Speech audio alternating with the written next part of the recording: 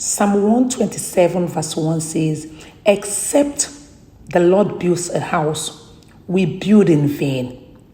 God is saying that building a house represents building your life. Look at the man wearing blue. That represents God. God is always sitting, standing, watching us to see if we're going to come to him and get him involved in helping us build our life. But most times, do you know what we do? Like this man, we try to build our lives all by ourselves. Oh, we think, oh, I'm smart, I'm intelligent, I'm this, I'm that. I will go to school, make friends, have connections, use all the things that I have and become great in life. We think we can build our life by ourselves and we're trying to work things out on our own. That is what this man actually is doing. But God sits and he's watching. It's not like he doesn't know we're getting it wrong. But he's saying, let me watch you. You have to come to me. I am the only one that can build you. Remember, he talks to us through the Bible.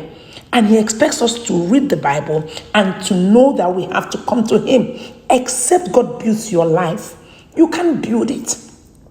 Look at him. You can see he has all the ropes all together, different colored ropes that could represent, okay, I'm smart, I'm good in sports, I'm good in this, I'm academically strong, I speak good English, I'm good in science, okay, I'll just go to school, I'll become great. What is the need of calling God?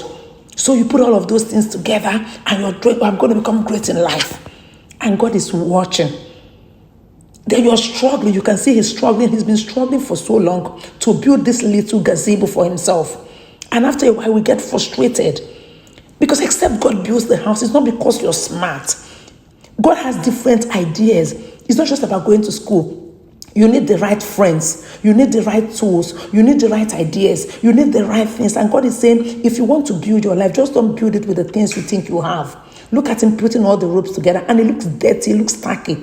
So when we try to build our life by ourselves, it doesn't work out. Look at him, he's struggling. And he's just struggling. That's how you struggle through life. And God is saying, don't just think you can do it. He has all the ropes, thank God. The same way, life can be confusing. Sometimes you're depressed, sometimes you're not happy. Everything is just mumbled up. What do? You go to God. Now look at him walking to this gentleman. It's exactly like walking to God and asking him for help. The man has been here, but he hasn't moved. The man saw him struggling. That is exactly the same way. God wants us to remember that he's the only one that can build our lives. You come to him, you're praying. What this man is basically doing now, complaining to this man, is what we do when we go to God. God, I'm praying to you. God, I'm asking you. I'm getting you involved. I want you to come. And God is saying, you want me to come? God is like, yes, let's go. I'm going to build your life for you. And you know the funny thing, he has spent almost hours. Remember, you don't only consult God when you're tired, when you're frustrated, or when you're in the middle of the school year. Imagine if he had gone to this man in the beginning.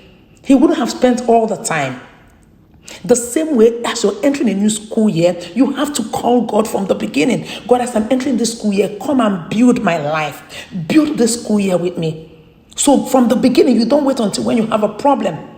You would have wasted time, wasted things, gotten frustrated, and time would have gone. So look at it right now. This is what happens. God gives you the ideas, all the tools. Look at all the ropes he had. They're not the right tools. You might think I know it all. You never know it all. And remember, when you get God involved, that doesn't mean you're not going to walk. Look at it right now. He's holding one part and the man is holding one part. With God, it's easier. That doesn't mean you won't study. That doesn't mean you won't do your schoolwork. So you're going to be working with God. God is doing the ones you cannot do, while you can do the ones you can do.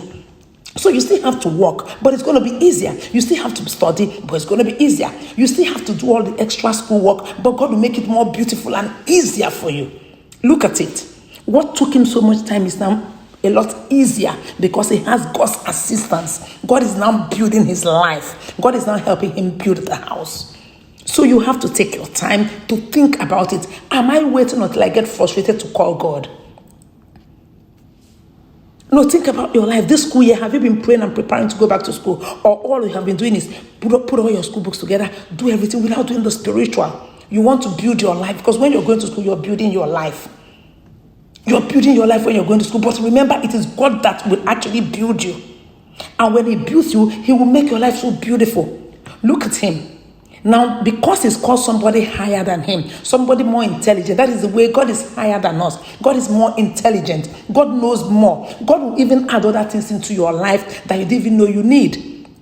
Look at him. God is even helping him. Like, I want to assume the man is God. He's even helping him make it a more beautiful place. He didn't even think about the chairs. So God, you're not only that you're going to go to school and make it beautiful, God will give you leadership position, give you so many beautiful things that will make life full. Now look at this. This is an old lantern that the man has. And this is just like when God comes into your life, he throws away the old rustic ideas you have. He gives you beautiful ideas. So when you call God, God wants you to pray and commit everything to God. He gives you even more than the things you think you need.